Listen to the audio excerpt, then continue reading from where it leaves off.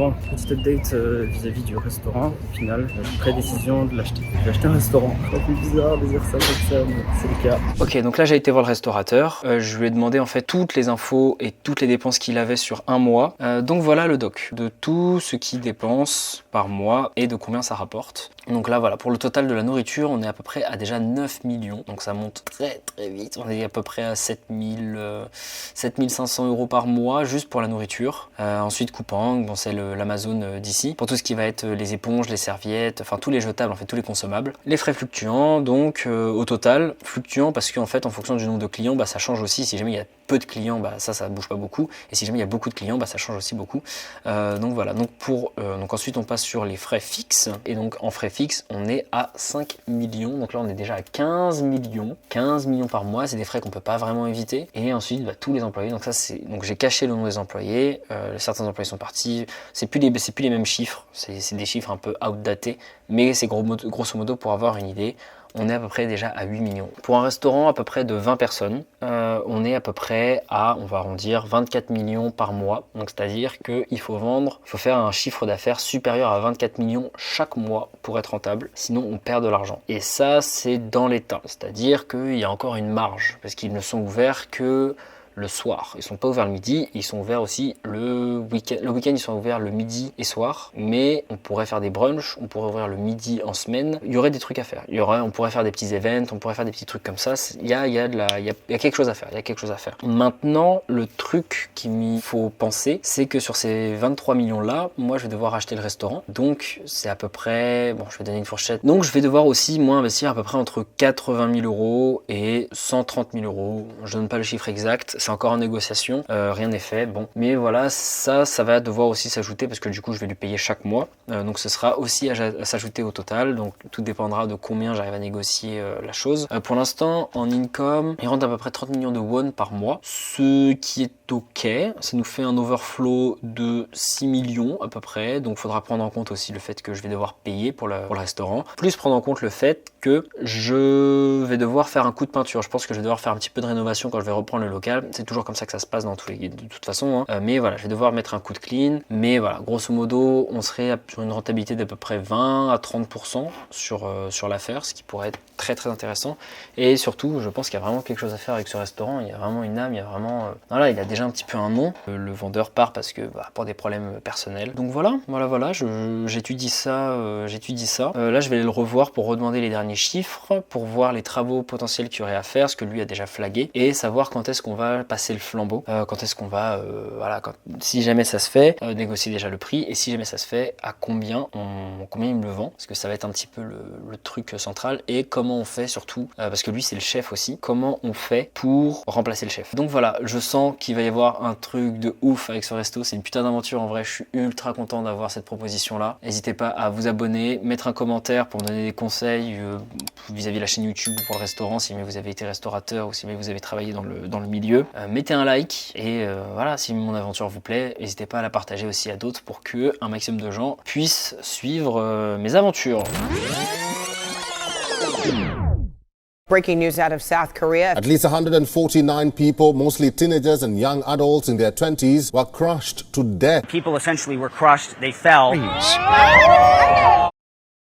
Où est-ce que j'en suis? Bon, reprenons depuis le début. Je voulais reprendre un restaurant à Itaewon, je vous ai déjà raconté cette histoire. Ça n'a pas marché parce que Itaewon, il y a eu un accident, il y a eu des morts malheureusement. Du coup, le quartier est totalement désert, donc le restaurant, impossible de faire quoi que ce soit parce que en fait, il n'y a plus de clients. Il y a littéralement 0 client, donc c'est plus rentable. Et donc, si jamais les gens reviennent dans 2 ans, mettons, en fait, il faut que j'ai de la trésorerie, il faut que j'ai de l'argent pour que de maintenant jusqu'à dans 2 ans, je puisse faire survivre tout le staff, le rent, donc le loyer par mois, que je paye le déposit, le gaz, l'eau, il y a quand même des charges en fait, tous les mois, donc je peux pas juste l'acheter et le stocker comme si c'était de l'or ou comme si c'était des actifs, des montres ou des voitures ou je sais pas quoi, des actifs qui entre guillemets ne coûtent rien. Donc voilà, Itaewon c'était mort, donc bref, j'étais avec un ami et je dis je pense que je vais peut-être ouvrir un café, pâtisserie, j'ai une amie que j'ai rencontrée ici qui est très très forte en pâtisserie, il y aurait peut-être moyen de lancer un truc, et il me dit attends, je connais un super pâtissier extrêmement bon qui est assez Séoul depuis 15 ans. Il parle coréen. Il connaît super bien le marché coréen de la pâtisserie parce que il a déjà travaillé depuis 10 ans en Corée dans beaucoup de restaurants et de pâtisseries. Il a travaillé chez Paris Baguette, il a travaillé dans des gros noms comme ça, donc il sait exactement comment ça se passe, le débit et tout ce qui s'ensuit. Donc je dis parfait, ça a l'air très très bien. Il me dit il veut lancer son propre truc. Il en a marre d'avoir un patron au-dessus de lui, qu'on lui dise quoi faire, blablabla. Il veut diriger sa cuisine. Mais il veut pas s'occuper de tout le reste, de tout le management, les comptables, la déco, le marketing, tout ça. Il veut pas s'occuper de ça, lui c'est la cuisine. Je dis bah écoute, parfait, parce que moi je suis très nul en cuisine, toute la gestion, moi j'adore ça. Donc j'ai rencontré ce mec là. Effectivement on fit bien, il connaît super bien son domaine, il sait super bien ce qui se vend, il connaît toutes les marges, il connaît les prix, il connaît les tailles de tous les gâteaux qu'il faut mettre, tout ce qui marche pas chez la concurrence, qui est aussi très très bien. La majorité des pâtissiers ici il les connaît, parce qu'il a travaillé avec. Il y a une opportunité, il faut le saisir, et puis au bout d'un moment il faut y aller, donc c'est parti. Donc moi je serai en gestion, donc je vais connecter en fait tous les départements entre eux et je vais prendre des décisions pour la boîte. Le premier département cuisine, il va y avoir besoin de 2 personnes, donc mon pâtissier, mon ami pâtissier, il va avoir besoin d'un second, donc il est déjà en train de recruter le second, donc ça c'est carré. Il va nous falloir 2 autres staffs, des serveurs, pour prendre les commandes, faire les cafés, servir. Donc ça, boum, ça on gérera après, c'est plus facile à recruter avec des pâtissiers. Donc voilà, donc nous on partira avec 4 staffs, possiblement 5 avec le marketing. Ça commence à faire pas mal. Je vais investir 90% de ce que j'ai pour lancer ce projet-là. Je mise tout, je risque tout, je fais un all-in. Je mets tout sur la table, il faut que ça marche. Si ça marche pas, ça va être chaud. Je repars à 0 littéralement. Au moins j'aurai 0 regret, je l'aurai fait. Je vais me battre comme je me suis jamais battu pour un projet. Enfin généralement quand je fais des trucs je les fais à fond, mais là quand même c'est une grosse ampleur parce que il y aura des employés, il y aura 5 personnes qui compteront sur moi. Donc déjà vis-à-vis d'eux, je peux pas faire n'importe quoi, je peux pas oublier des détails, je peux pas. Il faut que je sois carré, il faut que ce soit, voilà, je fais ça pour eux aussi. Donc pour eux, pour moi, pour ce que je suis en train de construire, pour l'argent que j'ai mis dedans aussi, il faut que le truc marche, il faut que ce soit précis, carré et que voilà, faut que ça fonctionne. Il faut trouver le juste milieu, surtout juste milieu sur le prix que tu vas mettre dans la déco, juste milieu que tu vas mettre pour le staff, enfin le juste milieu du staff. Là je vais repartir bosser un petit peu, probablement demain ça va être recherche de comptable. Ce soir j'ai un événement à l'ambassade de France avec des gens qui fréquentent des cercles de business qui sont liés à l'ambassade. Donc demain ça va être networking. Il faut aussi que je gère mon visa, que là je suis en working holiday, je suis en permis vacances travail. Du coup j'ai 1 an, il faut que je change, il faut que je démarre une société et du coup j'aurai un visa entrepreneur ou business ici. Voilà, ce qui me permettrait de rester plus longtemps et de mener à bien mes projets. C'est très très stimulant, moi ça me plaît énormément. Ça me pousse, voilà, c'est vivant, je fais des choses, je crée, je construis. Ça me stimule et ça me plaît, mais c'est incommensurable. J'ai jamais été aussi épanoui de toute ma vie. Donc c'est parfait. Je souffre, je suis extrêmement fatigué, je suis au bout de ma vie, mais c'est ça qu'il faut. Donc ouais, il manque pour l'instant le marketing, il manque la comptabilité, il manque l'emplacement, il manque le design d'intérieur, savoir dans quel ton, qu'est-ce qu'on va donner. Ce sera probablement un truc sur Paris. Bon, c'est un peu cliché ça aussi, je sais pas, faudrait que je vais en discuter avec le marketeur et avec le design d'intérieur. Première partie de ma vie à Séoul, donc avant décembre, c'était découverte. Et là maintenant, c'est création. La deuxième partie de Séoul, on construit, on build. J'ai vu la ville, je me suis imprégné un petit peu et il est temps de passer à l'action. Bon, j'avance sur le projet. Donc là, j'ai commencé à regarder un petit peu les coûts, à faire la comptabilité et j'ai besoin de faire un petit break. Donc, je cherche de la décoration. Je regarde à quoi va ressembler ma boutique et en vrai, c'est compliqué parce que je dois trouver un truc qui est instagrammable sur le thème de la Corée et de la France parce que c'est ce qu'on va vendre. Sauf que moi, en déco, je suis flingué. On va regarder mon appartement. Voilà, c'est du gris, c'est de la décoration d'homme classique. Voilà, je suis pas un expert là-dedans, moi. Je suis trop pragmatique pour ça. Du coup, je sais pas du tout comment faire, sur quoi partir. Je pense qu'il va falloir que je contacte un architecte d'intérieur. Je commence à faire beaucoup de monde là, que je ramène sur le projet, ça fait aussi beaucoup de frais par la suite. Mais en même temps, je me vois pas faire le truc moi-même parce qu'en fait, quand les mecs vont débarquer avec des pioches, enfin et des rouleaux là pour la peinture et tout, ils vont faire OK, on fait quoi? Bah ouais, on fait peut-être un truc là et peut-être que ça. Non. Il faut que j'ai les plans, il faut que j'ai toute la déco, il faut que tout soit carré. Là, il y a du marbre ici, là il y a tac, là c'est du faux parquet, là c'est machin. Faut pas qu'on perde de temps, faut que je sache pendant que eux commencent à construire. Je passe le matin, je check parce que apparemment ici, c'est plutôt comme monnaie commune que t'es les petits pépés là qui s'enfilent du gros soju sur la pause de 11h. L'après-midi ils sont cuits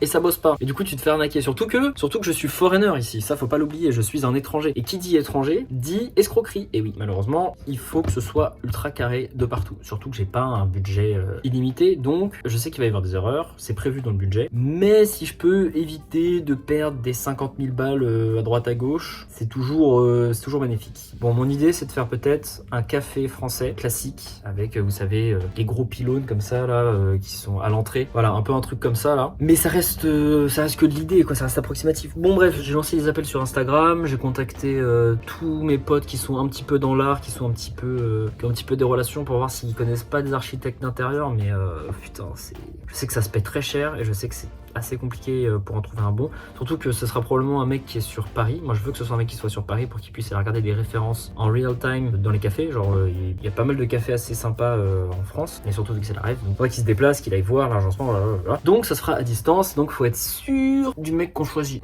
je veux un mec de confiance et qu'il fasse pas n'importe quoi. C'est pas simple, c'est quand même un gros challenge qu'on lance là, mais bon il y a quand même des trucs à faire. Là je tape des petits trucs, café Montmartre, les petites devantures, ouais ça peut être bien, mais faut que ce soit instagrammable, faut que les gens quand ils viennent, quand ils rentrent, ils soient en mode genre waouh, qu'ils prennent des petites photos comme ça. Ils achètent plein de gâteaux pour pouvoir mettre ça sur Instagram pour flex, et comme ça après les gens sont en mode genre waouh mais c'est où? Bah regarde c'est...